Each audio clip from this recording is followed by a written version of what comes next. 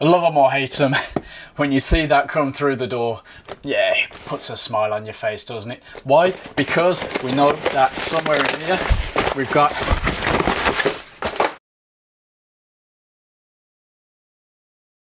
the Meike lenses. Really surprised me, so I'm dead happy to check out more of them. And this one, the 25mm f1.8, could be a nice all-rounder. Not really expecting any surprises in here, but let's take a look. We've got a lens pouch, which is pretty cheap, but lined, so decent, so that's fine.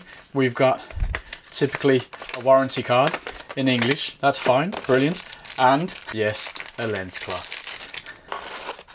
And actually the packaging is decent, to be honest. That's, you know, that's a nice little touch. They haven't scrimped and saved and whatever the word is. That actually feels pretty nice. It's a solid unit.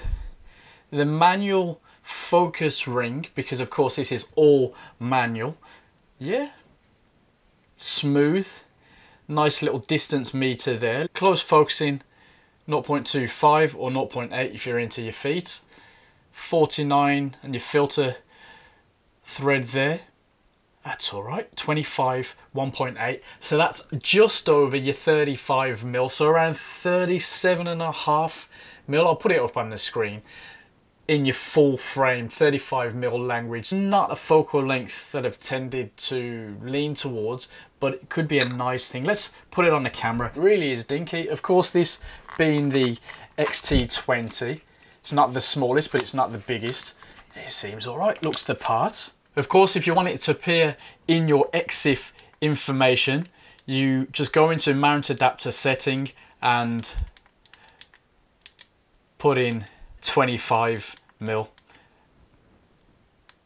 Pretty much that just is for the EXIF, won't affect the exposure at all.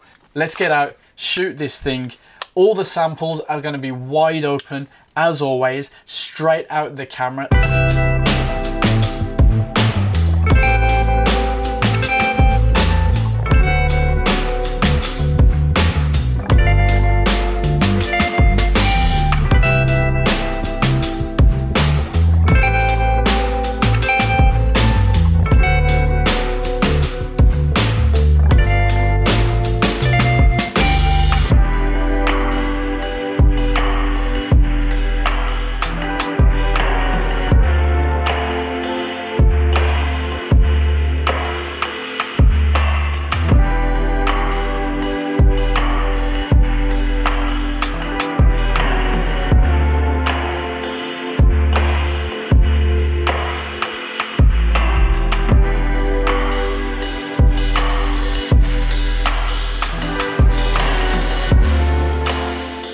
If you're strapped for cash and you need something that's gonna just get you there, nice standard lens, and you don't mind manual, then this, yeah, this is great value for money for about 70–80 pounds. I'll leave a link below. Haven't used it for a while now. The thing is solid, absolutely fine, happy with that.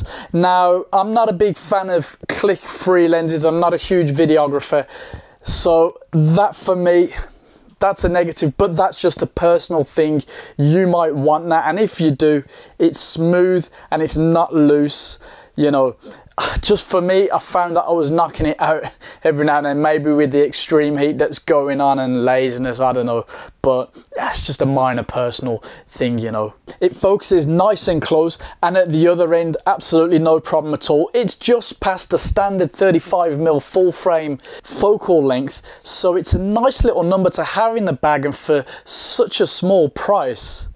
Yeah, there's others out there, but this just works, it just does it. You probably notice that it's a little bit vignette-y, wide open, but I found that otherwise it was real nice. The colours were actually surprisingly good, and it had some vibe to it, some flavour that just made it stand out from what you would call a cheap Chinese lens, and I'm not a fan of that phrase, but it is what it is. A lot of people perhaps watching this are going to say the same thing, but you know, it's not cheap. It's good value. Of course, Fujifilm's own lenses are better, but it's a whole different budget. This one is just if you want something to have a bit of fun with, but still get some seriously decent images. That's just a quick run through of the lens. I recommend you check out the link below and get hold of your own, or let us know if you've tried any of the others. There's a 7 Artisans one and a few others with the same build as that one, but a different name. This is a little bit different to those, and to all intents and purposes performs excellently. So, you know, in lieu of comparing them all side by side or whatever, this number works for me. As always, thanks for watching. Subscribe, leave a comment below, notification bell, something or other, I don't know. You know what, doesn't matter. Meike have done it again, and that's all that really counts right now, right?